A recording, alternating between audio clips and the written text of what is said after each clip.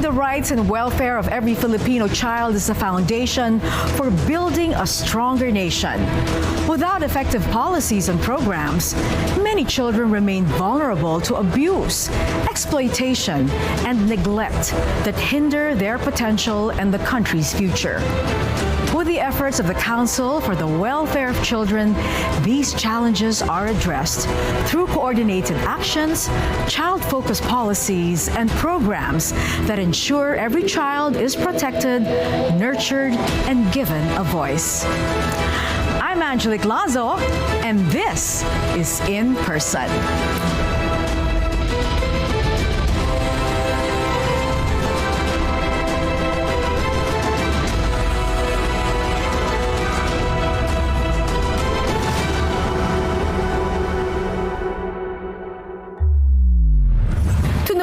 About the programs and initiatives to ensure children's protection, let us all welcome in person Undersecretary Angelo Tapales, the Executive Director of the Council for the Welfare of Children. Good evening, Usec, Angelo, and welcome to our show. Isang makabatang gabi po, Ma'am Angelique, at sa lahat po ng nanunood at nakikinig po ng inyong programa. Thank you for inviting the Council for the Welfare of Children. Thank you po for being here tonight.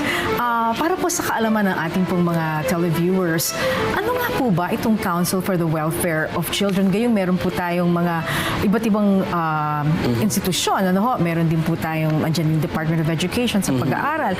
Andyan po yung DOH para po sa kalusugan, etc. etc. So ano po in particular ang mandato po ng Council? Opo. The Council for the Welfare of Children is the focal interagency body of the government for children. We are an attached agency of the Department of Social Welfare and Development. So we are one of the 5 attached agencies of the DSWD.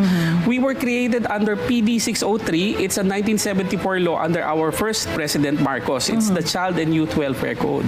So in 1987 po, pursuant to EO 233, it strengthened and expanded the Council for the Welfare of Children. And of course, eventually, we were attached to the Department of Social Welfare and Development, so that all concerns for children and the efforts of the government will be aligned. Appropriately so din naman. Yes, po, nababagay talaga na attached sa DSWD. Opo, ano po yung mga programa ng CWC, lalo na po sa early childhood care at yung development po ng mga kabataan? Paano po ninyo tinitiyak na maayos po ang pagpapatupad ng mga LGU at mga daycare centers? Opo, Ma'am Angelique, very good question. The Council for the Welfare of Children is the, kumbaga, generic agency of the government for children. So we handle all children's concerns. So from the survival rights, which of course includes nutrition, health and healthcare, development rights, which includes early childhood care and development, and even education, up to child protection and child participation. When it comes to early childhood care and development, or even the survival rights, we collaborate with other agencies. As you mentioned earlier, there are other agencies already handling health or even education. But the role of the Council for the Welfare of Children is to be a coordinating agency, so that the efforts of the government will be aligned and harmonized with the Philippine Development Plan, which is like the game plan of the government. Every administration drafts their own Philippine Development Plan, and we have one from 2022 to 2028. Pursuant to the Philippine Development Plan, the Council for the Welfare of Children drafted the National Plan of Action for Children. So this is like our playbook for children, which handles the concerns that you mentioned, like health and nutrition, and we make sure that the direction of the government and particularly the directives of the President are implemented by everybody in government. So parang mga mata po kayo, nakatingin at nagmamasid kung naipapatupad po ng maayos sa mga programa. Opo, tama po yun. We coordinate and collaborate with everybody. We monitor and evaluate the implementation of child-related laws. And syempre po, we have a limited implementation powers. We implement Executive Order number 79 series of 2024, which institutionalized our Makabata Helpline 1383 as the central reporting mechanism of the government for children. Ito po yung hotline. Opo. And Ma'am Angelique, we also work with local government units, because the vision of the government is really to create a child-friendly Philippines, at the soonest possible time. But of course, the national government cannot do it alone. We have to partner with LGUs, and we have 1,642 based on our last count. We have to partner with them, and even with the private sector. When we partner with the LGU, we ensure that they are child-friendly in the sense that they have programs and projects for children. And we do this with the help of other agencies, starting with the DILG, because the DILG has this annual and mandatory child-friendly local government audit. Yan ay audit na sinasalihan ng ating mga LGUs. And the Council for the Welfare of Children is part of that audit to ensure that our LGUs are really child-friendly. Okay. Sa aspeto naman ng edukasyon, paano po sinusuportahan ng CWC ang mga batang hindi na po nakakapasok sa paaralan? Although may mga programa po tayo para suportahan sila sa kanilang pagkain or sa kanilang mga gastusin. Pati na rin po yung mga out-of-school youth, yung mga talagang nag-aral pero eventually bumitaw at ayan, nasa lansangan na po ngayon. Opo, as the focal interagency coordinating body of the government po talaga, we work closely with the Department of Education. Of course, salute to our Secretary Sani Angara. He has made strides in really pushing for the improvement of our educational system. We are partners with them to ensure that children are receiving meaningful education. Hindi lang basta pumasok sa school, pero of course we ensure that the high level of education is maintained. Kung may dropouts po dyan, may mga alternative learning system po tayo, or babalik po sila sa eskwelahan. And of course, Ma'am Angelique, on the protection side, we are partners with the Department of Education, our Makabata Helpline 1383, because as you may know, the spate of bullying is really a serious concern in the Philippines. Kaya po ang DepEd at ang CWC, we partnered to ensure that all our schools are safe, public man yan or private sector. Okay. Tuwing buwan po ng Nobyembre, ating pinagdiriwang ang National Children's Month. Tama po ba? Pakipaliwanag po, Usec Angelo, ano ba ang kahalagahan nito? Bakit nagtatakda tayo ng isang buwan para, pag-usapan nga ba or mas mag-focus sa mga kabataan? Ma'am Angelique, alam nyo, ang National Children's Month, even before, pinagdiriwang na natin yan kasi in 1988, the UN adopted the UN Convention on the Rights of the Child. So yan ay isang parang instrument where all the child rights are contained. So naging signatory ang Philippines dyan, and we have abided by the UNCRC since 1990. Ngayon, so nung mga panahong yan, talagang ginugutinta na natin yan kasi November 1988 po pinirmahan po kasi yan, inadapt ng UN General Assembly. Pero noong 2015, nagkaroon po tayo ng Republic Act 10661. Ito po yung National Children's Month Act. So talagang dito, isinabatas na ng ating pamahalaan ang obligasyon ng bawat isa na gunitain yung pag-adapt ng UN Convention on the Rights of the Child. So every November po sa buong Pilipinas, pinagdiriwang po yan. The celebration is led by the Council for the Welfare of Children, the DSWD, and the National Youth Commission. And of course, nandyan ang CHED, ang DepEd, and the PIA to really help us and really create awareness about the celebration. And of course, lahat po ng LGUs natin, all month long po yan, marami pong celebrations. Ano po ang tema para sa taong ito? At ano po yung mga special projects or programs ninyo? Ma'am Angelique, ngayong taon na to, since of course online sexual abuse or exploitation of children is a concern in the Philippines, we decided to focus on eradication of OSAEC and SISAEM. When we say OSAEC, this is online sexual abuse or exploitation of children. Yung SISAEM naman is child sexual abuse or exploitation materials. Ito yung dating tinatawag natin na child pornography. But because the OSAEC SISAEM Act repealed our old anti-child pornography law, pag bata po ang nasa video man o sa picture, we don't call it child pornography anymore. Yan ay nasasakop ng mas malawak na term na SISAEM or child sexual abuse or exploitation materials. So yan po ang tema ng ating National Children's Month ngayon. Susugpuin po natin yan.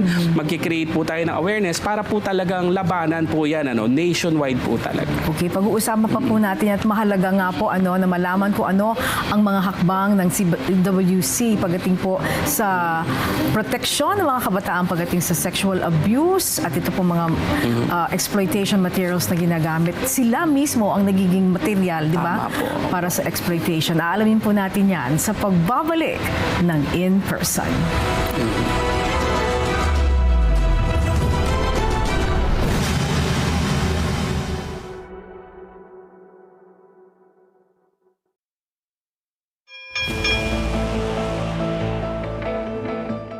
one ring. Really got nailed.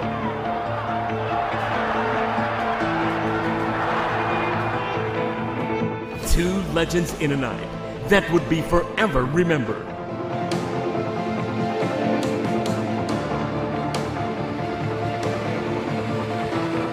And 50 years later, the thriller returns in Manila.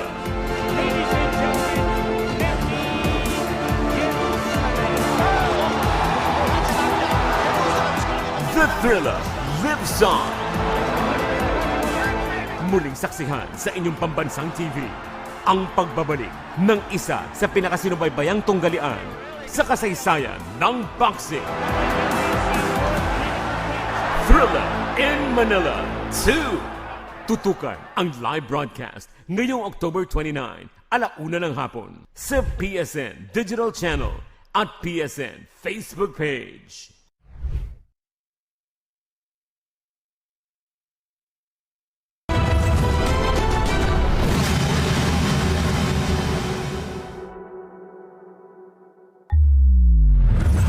At nagbabalik ang in-person, kasama natin ngayong gabi si Council for the Welfare of Children, Executive Director Usec Angelo Tapales. Ayan po. Kanina nabanggit niyo na po yung tungkol dito sa sexual exploitation ng mga kabataan. At napapansin nga po natin na tumataas ang kaso po ng online sexual exploitation. At meron din pong cyberbullying. Pero ihiwalay muna natin itong dalawang ito. Ano po ang ginagawang mga hakbang ng CWC para po sa kaligtasan at proteksyon ng mga kabataan pagdating po sa sexual abuse at exploitation? Apo, Ma'am Angelique, marami pong ginagawa ang CWC. No? And ang kabuuan po ng ating pamahalaan. No? In fact, in July 2022, we passed the Anti-OSAIC Act, yung binanggit ko po kanina. No? It addresses online sexual abuse or exploitation of children or any sexual abuse committed by computers or even through cyberspace. Ano? Yung tinatawag nating information communication technology. So, tama po kayo, OSAIC is a serious or grave concern in the Philippines. Actually, globally, talaga pong problema siya.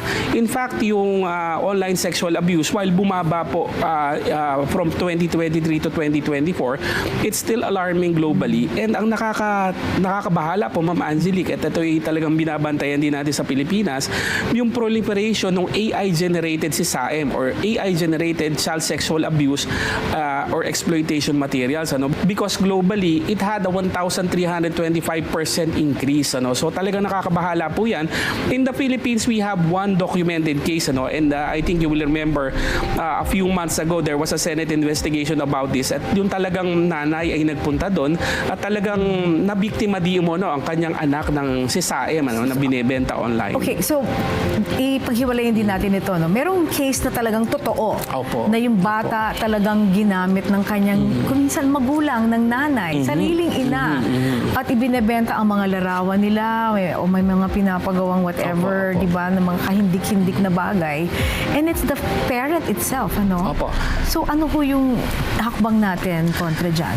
Kapag magulang na mismo Opo, gumagawa. totoo po yan, Ma'am Angelique. Ano? Actually, based on the data that we have and of course, based on the data of the Philippine National Police and the DOJ, a great majority of the facilitators are parents, relatives, or neighbors known to the victims, Yes. which they themselves were victims of online sexual abuse. Kumbaga may parang ano dito, no, kinumit yung offense ulit and ngayon sa mga sarili nilang So anak. pinas-on nila sa Pinas on sumunod na nila. And of henerasyon. course, there are many factors. In the Philippines, OSAIC and SISAM is really a concern because of many factors. Unang-una na dyan, of course, is poverty and underdevelopment, which of course the government is trying to address. Pero syempre, marami rin dyan na because our children are well-versed in English.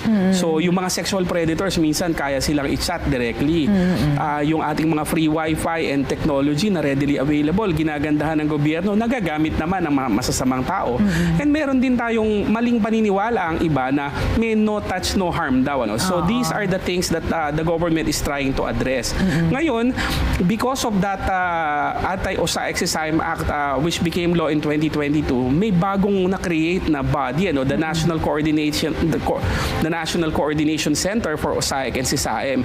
And the Council for the Welfare of Children is an active member of that coordination center. So talagang binabantayan natin kasi it's really a big concern in the Philippines, and we have everybody has to help. And nakakatuwa, pati ang ating Pangulo, meron siyang personal interest din dito na talagang pababain to or talagang sugpuin na totally. So you work closely with the PNP and the CICC. Tama po yan. In fact, the Philippine National Police Women and Children Protection Center and the Anti-Cybercrime Group are partners of the Makabata Helpline 1383. For the CICC, we have a meeting with them, I think, this week because they are also friends of the agency. So we will sign an MOU hopefully soon. Opo. Yes, and hopefully, meron po ba talagang nakukulong na mga nanay, mga magulang? Because alam nyo, it's the worst thing that can happen, di ba? Nasa isang taong pinagkakatiwalaan ng bata, magulang niya, kadugo niya, tapos pinebenta ang kanyang larawan. Totoo po yan, Ma'am Angelique. Ang sabi nga nung iba dyan, based on the research papers that I happen to read about this, is that yung removal or yung uprooting ng bata from the family is sometimes more traumatic than the abuse itself. That's why it's really complicated. Pero if you check the Anti-OSAIC Act, dito talaga very strict. Pag if you commit online sexual abuse and you aid in the proliferation of child sexual abuse materials, life imprisonment po yan. So talagang may nakukulong po na mga parents or even relatives saka neighbors dyan. If you facilitate that, you are as guilty as the perpetrators or yung mga end consumers, which more often than not are abroad. Yes. Opo. Are we able to track them down? Ito pong mga abusers, yung mga end user. Yung mga end users. Yan. Opo, natatrack po natin yan. Of course, we call the Philippines kasi we are the supply side, and they are the demand side. Yes. So they're in other countries, but with the partnerships and collaboration of the government, our law enforcement agencies also, and of course the DOJ with other countries, natatrack down po natin yan. May mga mutual legal assistance treaties or arrangements po tayo. Even the PNP and the NBI have partnerships with foreign counterparts. Kaya po, pag nagkaroon ng demand from abroad, yan po ay natitrace po nila, and eventually ano po nila, nahuhuli po nila. Okay. Ano naman ang intervention na ginagawa po ng council para po sa kabataan na dumaan po sa ganitong klaseng pang-aabuso? Meron po ba silang some kind of psychological debriefing, mga ganyan po, therapy? Under the implementing rules and regulations of the Anti-OSAIC Act, the duty of the Council for the Welfare of Children is really to include OSAIC concerns in the national plans that we do for children, because we formulate the national plans for children. At yan po ay ginawa natin when we drafted the 4th National Plan of Action for Children for this administration for 2022 to 2028. We focused on child protection and participation, and OSAIC is one of the main concerns. Ngayon, ang ginagawa po natin, since the administration is really bent on eradicating OSAIC, yun nga, ipinush natin yung Makabata Helpline 1383, which is the most tangible contribution of the Council for the Welfare of Children to address violence against children, particularly OSAIC po. Marami po tayong tawag na nare-receive po tungkol dyan, at may mga success stories din po tayo. Okay, pagdating naman po sa cyberbullying, ayan, okay. Ano ba yung mga forms of cyberbullying ngayon? Yung mga, kasi ang mga bata, depende rin sa magulang kung gaano kaaga po nila ina-expose ang kanilang anak sa mga social media. Meron ba kayong pag-aaral? Ano bang ideal age para hindi po sila mabiktima agad? Opo. Ito po, I think it's a sensitive issue in the sense that there are portions of society saying that children should be excluded from the internet or from social media. Pero at the same time, there is this other side of or sector in our society pushing for children's right to information, right to express themselves, because as you may know, Ma'am Angelique, ang balita natin, ang mga announcements, ang mga programa ng pamahalaan ay talagang nabo-broadcast din yan through cyberspace. So it's a matter of balancing the children's right to information and expression and their right to protection, because they have to be protected protected. Marami pong nabibiktima, and of course cyberbullying is a concern. Bullying is high in the Philippines, but of course the government has made strides. Pababa po tayo since nung pre-pandemic, from more than 20,000 reported cases sa DepEd. If I'm not mistaken, 2 or 3 years ago, it's around 7,000 plus na lang. And a small portion of that is cyberbullying. Pero yun nga, Ma'am Angelique, hindi po tumitigil ang government. In fact, DepEd, 1 or 2 months ago, issued a revised implementing rules and regulations of our 2013 Anti-Bullying Act. Kasi luma na po yung dating IRR. So, si Secretary Sani and his team in DepEd released the revised version of the IRR para po talaga mas maprotektahan pa ang ating mga bata. And of course, yung cyberbullying covered na po yan. Kung minsan kasi cyberbullying can come in different forms. Yes, kung minsan yung hindi ka lang ni-like or medyo binash lang yung profile picture, di ba? Pwedeng, for children, di ba? It can be very devastating. Lalo na if you are in need of affirmation na gusto mong companionship, affirmation, or yung belonging, sense of belongingness. Yung definition, hindi po lahat naman ng interaction ng mga bata, whether actual or online, may be classified as bullying. Because bullying is defined under the law and even the IRR. It's a very technical term. Dapat yan ay repeated. Meron talagang intent. And of course, the end result is to make the education atmosphere, it affects the child's ability to enjoy school and to learn. So hindi yan lahat ng kunyari natulak lang or something. Hindi naman po ganun kababaw yung batas if we go back to the law. Pero yun nga, it may take the form of cyberbullying. Kunyari inostracize ka or siniraan ka sa mga kaklase mo and they spread in school, and because of that you cannot go to school or you cannot study effectively. So it might amount to cyberbullying, which is a species of bullying. And in extreme cases, baka matulak pa isang bata to take his own life. Diba? May mga cases pong ganyan, Ma'am Angelique. Kaya nga po, ang sinasabi nga po namin, the DepEd has a hotline. They are doing a good job, but we are partners with them. Our Makabata Helpline 1383. Some schools also call us. Minsan yung mga teachers po, school administrators, and even children po. That's why the Makabata Helpline 1383 is now operating 24/7. We have lawyers and social workers too, because sometimes children... May counseling po ba dyan? Meron po. Minsan gusto lang po, ma'am, nila talaga ng kausap. Just need to be heard. Opo. Tapos merong mga cases po dyan, minsan kailangan lang nila ng hingahan. Kunyari na pagalitan ni mami at daddy, maraming assignment, whatever, mga ganun lang po. Ay, ganun ba? Opo. Pero yun nga, we are happy because in 2022, when we launched the Makabata Helpline 1383, November 2022 po kasi yan, 40 plus cases lang po yung pumasok sa amin. Ngayon po, as we speak, mga nasa 1,300 cases na po kami, and we're almost just it start pa lang naman ng second semester, so with EO 79 making us the central reporting mechanism of the government, and of course yung advocacy at awareness campaign na ginagawa natin, marami po talaga, ma'am, tumatawag even after office hours. Ayan, so dapat maganda ang pakikipag-ugnayan ng CWC sa DepEd, sa DICT, pati sa PNP at iba pang mga ahensya ng pamahalaan para masugpo at ma-assure natin ang kaligtasan po ng mga kabataan. Tama po, Ma'am Angelique. The idea behind the Makabata Helpline 1383 is to make it the central reporting mechanism for children, but we are not competing with any other helplines or hotlines kasi marami naman po talagang nauna. In fact, the idea is to complement and supplement existing helplines and hotlines. So, we are connected with everybody. Kaya po, yung mga MOUs po talagang sinisika po namin na meron po kami. Kanina you said that binabalanse nga po yung kung how much exposure, di ba, a child should have in social media or sa cyberspace, na restriction of their rights to freedom, etc. Pero ano po yung monitoring na ginagawa ng CWC, lalo na po sa mga panukala na dapat daw limitahan ang oras or access ng mga menor de edad sa social media? We are currently monitoring that. I think there is a bill filed in the Senate by Senator Lacson. It's a good bill, but ang reservation lang namin siguro doon yung we will participate in perhaps tweaking it if it's possible. Kasi it's a blanket prohibition prohibition to really prohibit children from social media, no. So in other countries po kasi may cut off rin lang na age because even our child representatives and advocates po, children participate through social media, yung mga child reps po namin, mga advocates po namin.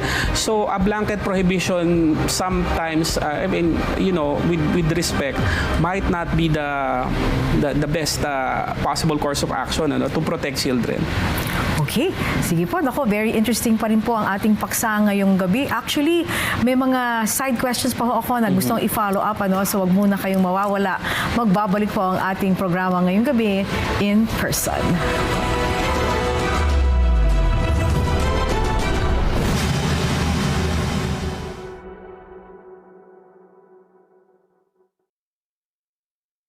To share the stories of our people is a privilege. It's a commitment. Responsibilidad namin ito bilang journalist. Ito ay isang hamon upang buksan ang ating isipan patungo sa mga bagong perspektiba. Yan ang hamon na aming tatanggapin upang higit na maintindihan ng ating mga kababayan ang mga nangyayari sa ating lipunan. Ako po si Maan Makapagal, on assignment. Tuwing Lunes, alas 7 ng gabi, dito lang sa PTV.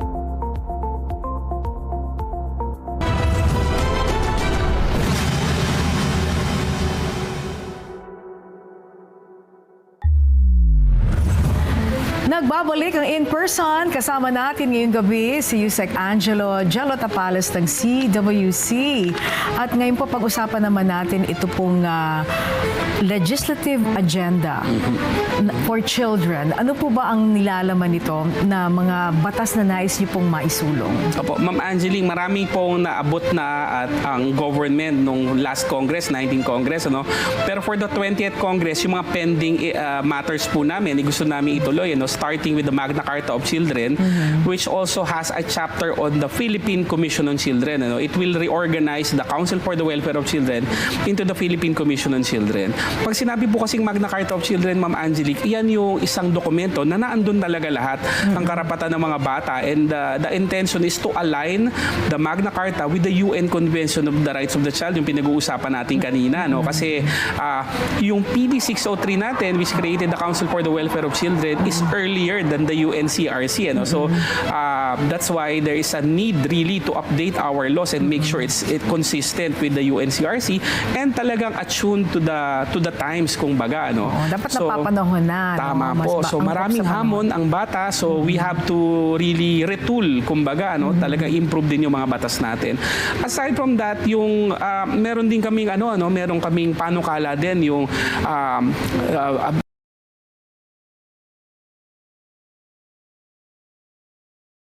kasi corporal punishment, bawal Yes, ng paluin ni nanay. Hindi naman bawal paluin, yun yung misconception ng iba. When we say corporal punishment kasi, it amounts to a crime. Stand in the corner.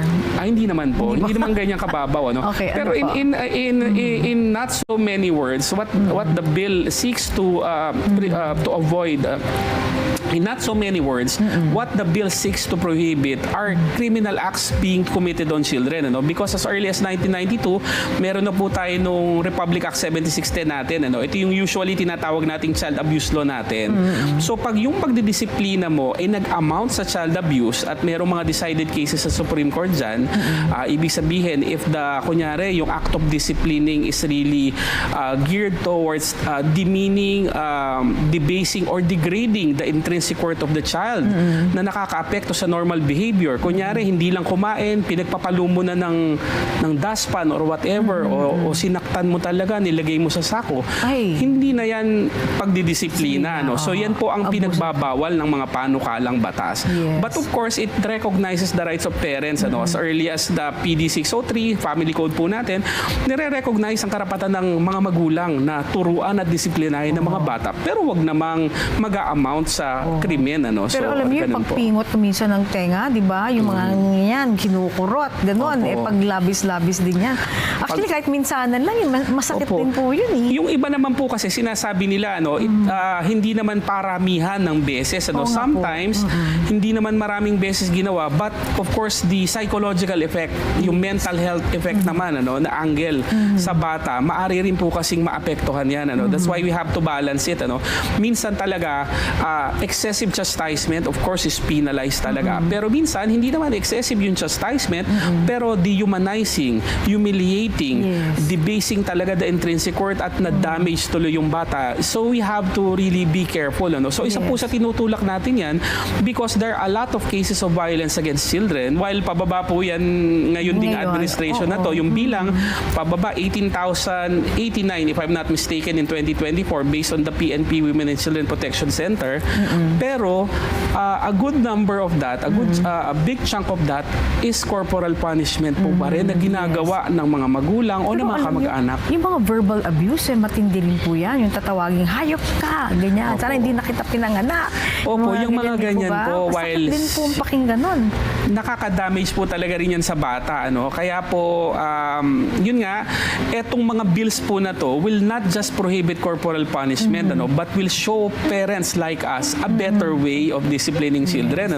Kaya positive parenting bills ang tawag po dito. Very nice. Opo. At pag nagkaroon po ng pang-aabuso kunyari sa bata, there is also a mechanism to make the family whole again kasi parang may restorative justice na concept na susundin po dito. Okay. Pag-usapan naman po natin ang teenage pregnancies. Opo, yan, opo. These children begetting children. Kumbaga bata pa siya, hindi pa niya kilala yung sarili niya, pero nagkakaanak na siya at kailangan niyang alagaan yung kanyang anak.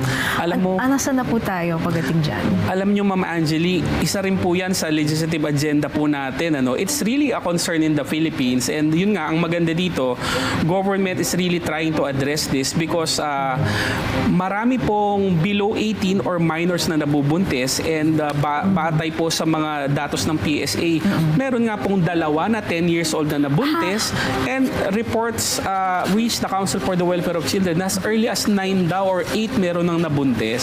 So these are really children, not even adolescents. Not even, yes. Kaya yung pending bill po ngayon na final po sa Kongreso at Senado, it's not even a teenage pregnancy bill, it's an adolescent pregnancy bill. Kasi hindi ng teenagers, pati below 13, yung like 10 years old nabubuntis. Ano bang sinasabi dyan? Ano bang gusto niyong maipasok dyan? So ang maganda po dito, unang-una, tuturuan yung mga bata ng merong reproductive health education na ituturo. Ngunit dapat ito of course is age and developmentally appropriate sa bata. I think naging controversial po yan because they were talking about this na batang-bata pa, ang alam pa lang niyang laruin piko o kaya mga games na hindi pa talaga pinag-uusapan ng tungkol sa mga attraction. Tuturuan na natin ng tungkol sa fertility and all that. Ang sinusuportahan po ng Council for the Welfare of Children dyan, siyempre po nababatay sa edad, sa maturity ng bata ang ituturo, nababatay sa kultura ng Pilipino at sa paniniwala natin kasama na yung religious beliefs. Yes. So ang nakakatuwa dito, perhaps to lay this matter to rest, recently the DepEd issued a regulation about the reproductive health education na tinuturo sa schools para lang talaga ayusin na because hindi lang po adolescent pregnancy ang tumataas, even HIV and AIDS of minors. So we have to address it also. I think recently the DOH sounded the alarm that we have to really address yung yung HIV and AIDS din po na tumataas. So this is aligned with the reproductive health bill, a law that's been passed already. Yung pong nilalaman po Bill po, opo. Yung reproductive health The law dati, itself, naipasa na po kasi yon. So naka-align po itong mga bagong ito dun sa nilalaman. So what we are doing now is really we want to align what the government is doing with the existing law po. And hopefully we can still strengthen what the government is doing through the passage of an adolescent pregnancy prevention bill po or to an adolescent pregnancy prevention act. Sa inyo pong pananaw, ano po ang mga dahilan kung bakit po umaakyat itong bilang ng mga adolescent pregnancies ngayon sa ating bansa? Alam nyo, Miss Angelique, maraming causes niyan. Pero of course, yung the usual suspects, yung poverty and underdevelopment, kaya yan ay talagang tinututukan ng ating pamahalaan. naandyan din yung mga paniniwala na kailangan mo ng mag-asawa para hindi ka na magiging pabigat sa iyong pamilya. Pero para sa Council for the Welfare of Children, ang paborito naming sitahing cause talaga dyan na talagang hindi namin pinapalampas yung child protection complexion nito. Kasi batay po sa mga pag-aaral at sa mga datos na hawak po namin, yung mga nakakabuntis po dyan na lalaki, more often than not are adults, malaki talaga ang agwat dun sa mga bata na nabuntis. So there's really a child protection complexion. Of course, pag ikaw ay nakipagtalik kunyari sa below 15, yan ay statutory rape ngayon. Yes. Below 15 or below 16 if I'm not mistaken. In-adjust na kasi yung statutory rape law natin. I think it's below 16. So may child protection complexion yan. So kaya nga po ang aming dito, aside from addressing poverty and underdevelopment, we also need to teach children life skills. Ano ba yung confusing touch? Ano ba yung wrong touch? Tsaka yung good touch. And yun nga, kaduktong doon sa ating reproductive health education na ituturo rin sa kanila na dapat, of course, age and developmentally appropriate. Ganun po. And culturally appropriate. Opo, tama po. Okay. Paano po sinusuportahan ng CWC ito pong mga kabataang ina, lalo na po sila syempre kung nag-aaral sila, they will be removed from school. Can they go back to school na wala po yung social stigma, di ba? O sila po ba'y dapat magtrabaho na? Ano po ba yung tamang dyan? Considering, Ma'am Angelique, that we are a policy-making agency, ang talagang pinakatulong namin is i-push yung Adolescent Pregnancy Prevention Bill. Kasi yung mga ganyan na tulong sa mga batang ina ay talagang nakalatag doon. Livelihood assistance, educational, training, technical assistance na andun din po. And even legal assistance para po doon sa mga biktima, mga survivors po natin. Pero yun nga, short of this piece of legislation, what the DSWD now is actually doing is really helping. Yan yung mga batang ina ngayon. Pag ikaw ay naging ina, ikaw ay minor pa, may mga programa ang DSWD na magbibigay sa iyo ng tulong para ikaw ay, kumbaga, it's a crisis na pinagdadaanan mo. So para ikaw ay makatayo sa sarili mong pa. And of course, makabalik ka doon sa iyong pag-aaral. Kasi, of course, pag ikaw ay nabuntis na, hindi ka na makapaglaro, hindi ka naman na makapag-aral. And of course, we are losing that generation pag hindi natin po talaga tutulungan. Opo. So, Usec Angelo, paano po ninyo hinihikayat ang mga magulang at mga komunidad na makiisa sa kampanya ng CWC laban sa maagang pagbubuntis at ito rin po mga karahasan laban sa kabataan? Alam niyo, Mama Angelique, nabanggit ko kanina yung child-friendly local governance audit. Isa talaga siya sa strategy ng ating pamahalaan para ang ating mga local communities, ang ating mga LGUs, talagang pagtuunan ng programa ang mga bata. And when you say yung adolescent pregnancy, na andyan ang health and nutrition ng nanay tsaka ang bata, when you say yung mga violence against children tsaka mga karahasan, it's the protection rights of children. Lahat po yan ay sinusukat dun sa CFLGA na audit na aking binabanggit. And I am happy to inform everybody na nung 2022 po kasi 300 plus lang po ang nakapasa dyan out of the 1,634 LGUs. So from 300 plus, naging 782, then naging 899 tayo last year. And this year, 1,091 na po yung mga LGUs natin na nagawaran ng Seal of Child-Friendly Local Governance. So through capacitating our LGUs and the LGUs naman in turn creating awareness at the community level, inaaabot po natin ang mga pamilya. But of course, sa side naman po ng Council for the Welfare of Children, we create awareness and we have our Makabata Teleradyo. Every po yan, Mondays 4 to 6 p.m. sa Radyo Pilipinas Magazine din po. Ayan. So at least meron pong additional information campaign para po sa mga magulang at sa mga LGUs. Okay? So wag po kayong bibitiw dahil syempre kikilalanin pa natin si Usec Angelo sa kanya pong paglilingkod dito sa Council for the Welfare of Children. Nais ko rin pag-usapan yung po mga kabataan na nagkakaroon po ng problema sa batas, yung children in conflict with the law. Usapan po natin yan sa pagpapatuloy ng In Person.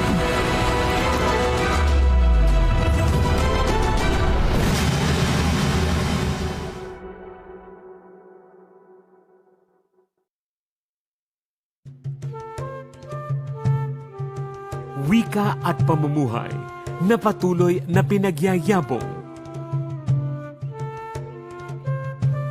Kulturang iniingatan sa mahabang panahon.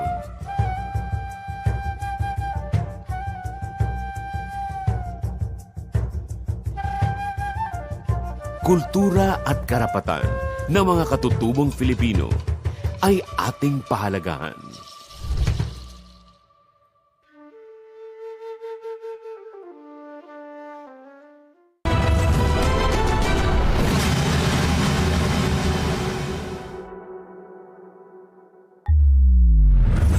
Nagbabalik ang in-person. Kasama pa rin natin ngayong gabi si Usec Angelo Tapales ng CWC.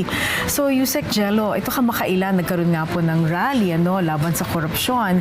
And for the most part, it was quite peaceful. Fortunately, meron pong isang insidente, isang grupo na hindi ganong katahimik. At ang mga lumahok dito ay mga kabataan. Some of them, teenagers, and some even younger than teens. Ano po ang pananagutan kapag mga kabataan na po ang children in conflict with the law? Ano po ang mangyayari sa kanila? Dalawa po yan. Yung 15 to below 18, pag sila ay gumawa ng krimen at yan ay may discernment, ibig sabihin, alam nila na mali ang ginawa nila as determined by a social worker and eventually by the court, yan po ay may pananagutan po talaga silang gagawin. I mean, may pagdadaan ng proseso.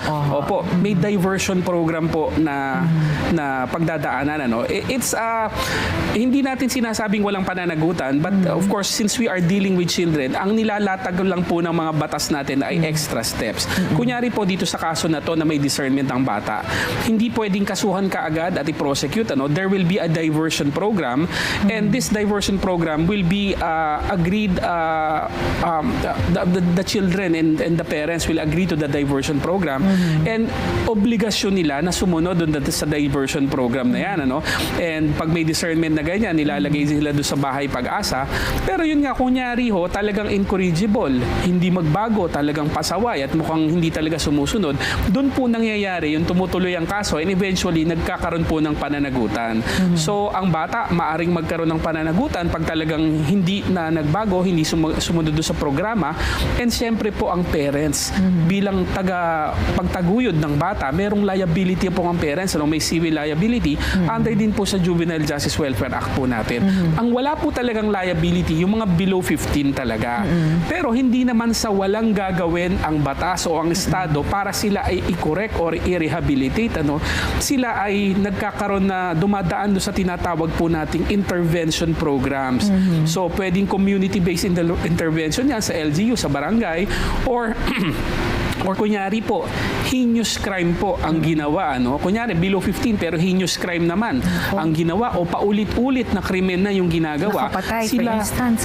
Sila ipapasok pa rin sa bahay pag-asa, magkakaroon na intensive rehabilitation po at intervention po doon sa mga bahay pag-asa para lang po tingnan kung kaya pa po natin silang isalba.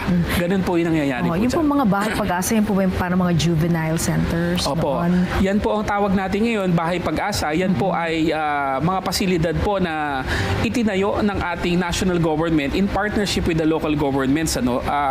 Hindi pa yan masyadong marami ngayon. I think meron tayong 70 plus or baka 80 or 81 na po ngayon. Pero it's not a lot in the Philippines. Pero yun nga po, dito sa mga bahay pag-asa, dito tinutulungan ang mga bata na nagkasala para sila ay makabalik, ma-rehabilitate at of course ma-reintegrate sa society as law-abiding citizens. Ayun, okay. Very interesting po itong trabaho ninyo, I mean, about children who are actually, they're the future, but they're also the now, di ba, of our country. Paano nyo po, kayo mismo, paano nyo napasok ito pong trabahong ito? Opo. Dati po ako in my past life po, sabi ko nga, I always say, I was a lawyer in my past life. Pero yun nga ngayon, I am a child rights advocate. Pero yun nga, very handy din yung pagiging lawyer dito sa aking ginagawa po. From dun sa panahon na parang puro kriminal yung kaharap mo. Ngayon naman, puro bata na pinagtatanggol mo sa mga kriminal. Kaya po, very interesting din siya, kasi yun nga, while we always say that the youth is the hope, or the next generation is the hope of our country, pero yun nga, hindi sila magiging pag-asa kung hindi natin sila tutulungan at poprotektahan. Kaya dyan po pumapasok ang ating pamahalaan, ang DSWD at ang Council for the Welfare of Children po. Okay. Ano po sa inyong mga karanasan sa tingin ninyo ang nakatulong sa inyo para pamunuan itong ahensyang ito na nakatuon po sa mga bata? Ang karanasan siguro, ano bang mga karanasan? Siguro yung marami kang nakikita kasing naaapi, And hindi ko naman alam na ma-assign ako sa isang ahensya na pangbata. Pero nung nakita ko kasi, yung kalunos-lunos na nangyayari po sa bata, ang numero ng violence against children, online and offline sexual abuse, child trafficking, dati po napakataas po talaga niyan. Child labor, nung pumasok po ang administration, nasa 800,000 plus po yan. Yes. Ngayon, 500,000 plus na lang. Naka 300,000 na po tayo in 3 years. Okay, how did that happen? Napaka-active ang Department of Labor and Employment dyan. We are also a member of that National Council Against Child Labor. So talagang ini-inspect ang mga industries po natin, nagbibigay ng mga livelihood sa mga magulang para hindi na kailangan magtrabaho ang mga anak. So there's really a coordinated effort by everybody po. Lahat po nagtutulong-tulong. Kaya nakakatuwa kung magtutulong-tulong naman po talaga lahat. Ang resources po natin na minsan kakarampot, kulang, pero kung ipupul po natin pati ang mga taong limitado, marami po tayong magagawa. So all the numbers are going down. Yun po, I'm happy to say that. That's nice to know po. At kayo bilang Executive Director ng CWC, ano po ang mga pinakamalaking hamon na inyo pong hinarap at hinaharap sa pagpapatupad mo ng mga programa? Okay. Alam mo, Ma'am Angelique, sa bawat ahensya siguro ang laging hamon dyan yung manpower at saka yung budget. When I came in as Executive Director of the Council for the Welfare of Children in August 2022, ang budget namin sa NEP noon, I think 78 million. So ngayon naman, awa ng Diyos, after 3 years, ang budget namin sa NEP, sa National Expenditure Program namin, nasa 206 million na kami. So parang na 3 times na ang increase ng aming budget. But of course, it entailed a lot of work because we have to improve our performance, unang-una. And of course, yung budget utilization namin, we have to show the DBM and the government that we are really doing something and we are spending the money entrusted to us. Saan po ninyo nagagastos yung budget? Sa iba't iba pong programa, the Council for the Welfare, for instance, is a member of like 40 plus interagency committees and councils po. So ina-attendan po natin yan. We also operate the Makabata Helpline. We help in the crafting of laws and national policies. And yun nga, ma'am, we are actively a part of that child-friendly local governance audit and the Presidential Award for Child-Friendly Municipalities and Cities. Dati pa po yan, bago pa ako pumasok, nagkaroon ng hiatus na tulog po ng konti. Pero ngayong year po na ito ay bubuhayin po natin ulit. Ayun. So para mabigyan ng credit, at recognition. Yan po yung highest award na matatanggap ng isang LGU when it comes to children. Kaya po Presidential Award po talaga. Ayan, opo. At sa panahon nga po na maraming issue na kinakaharap, ang mga kabataan, ayan nga kanina, napag-usapan natin yung mga online exploitation, nandiyan yung bullying, whether in-person bullying or cyberbullying, yung po mga adolescent pregnancy. Paano po binabago ng CWC ang mga programa para mas maging epektibo at mas maging makabuluhan? Okay. Si Secretary Rex Gatchalian, ang aming pinakamamahal na boss sa DSWD, lagi niya itong sinasabi, instead of doing 100 things, can you just do 10 things but it should be impactful and meaningful? Yan yung makikilala ka dyan, may impact talaga. So, ang point niya is kasi don't spread yourself too thinly, tas wala namang impact. Yan ang naging mantra din namin sa CWC. That's why I tell people, ano ba yung may impact sa bata? So, let's do the Makabata Helpline 24/7. Let's do the Makabata Teleradyo. Let's launch the National Plan of Action for Children. May mga nilaunch po kami, yung budget tagging tool for children na i-implement sa LGUs. May audit na tayo na pangbata, pero walang nagmo-monitor ng pera, ginagastosan ba ng LGUs. So soon, because we signed a JMC with the DBM and DILG, ang mga LGUs gagamitin na rin po yan. So matatrack din natin kung pinopondohan nila yung programs. Ano pa ba yung mga high impact? Local child safeguarding and protection policies for all the LGUs. Para po lahat ng LGUs na nakikipag-deal sa bata, nakikisalamuha sa bata, protektado ang bata. Yan. Yung mga ganyan po ang ginagawa natin. Paano po ninyo tinitiyak na ang mga programa at polisiya ng CWC tunay na nararamdaman ngayon sa mga komunidad, lalo na sa mga kabataan na nasa laylayan po ng lipunan? Madalas po, nakikita natin sila pero parang hindi natin sila nakikita. Alam niyo yun, visible but invisible. Tama po yan, Ma'am Angelique. Kaya sa Council for the Welfare of Children, before I came in, I think in 2021, we established the youngest division, the Monitoring and Evaluation Division. So ang directive ko sa kanila, yung internal monitoring natin dapat malakas so that we will know if we are really performing good. Tapos yung external monitoring, yung effect ng projects natin, dapat yan nasusukat natin.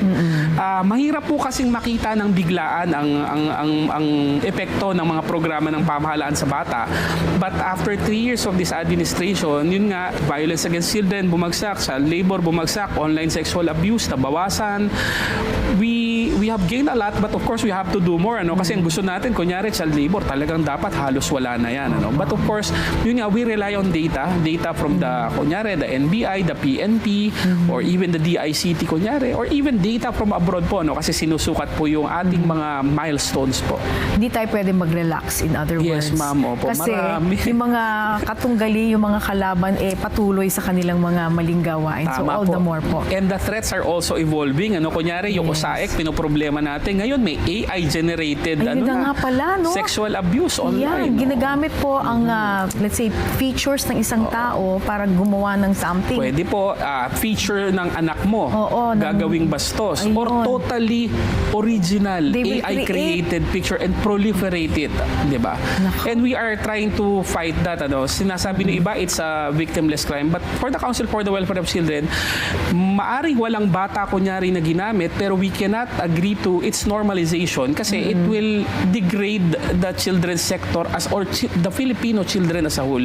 Ayaw nating masanay ang mga tao na nakakakita ng mga picture o video ganyan kasi ang kasunod niyan ay aktual na paglabag sa karapatan ng bata. Meron po lagi talagang magiging negative effect po yan in the future. Dapat po, every time we see children, katulad nga po na sinasabi namin sa CWC, basta bata, tayo dapat ang bahala. So yung mga bastos na yan, talagang tututulan natin yan. Walang puwang yan sa ating lipunan. Dahil, sabi nga namin, sa bagong Pilipinas, bawat bata ay mahalaga. Ayan, gusto ko po yan.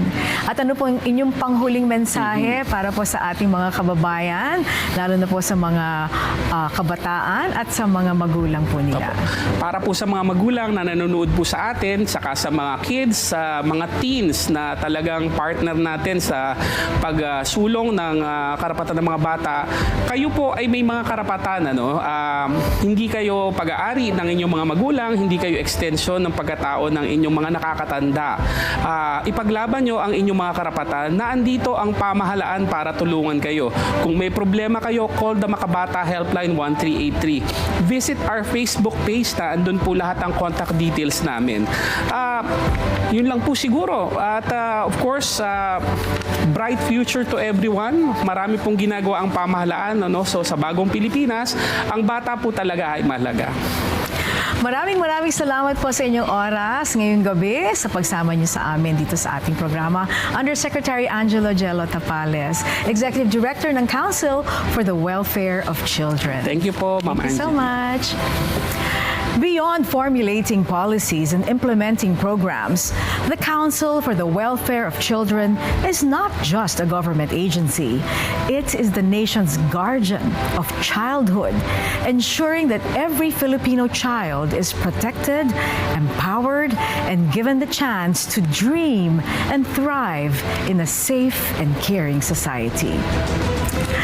At yan po ang tunay na mukha sa likod ng mga balita at mga isyong pinag-uusapan, matapang na humarap at nagpakilala. Ako po si Angelique Lazo at ito ang In Person.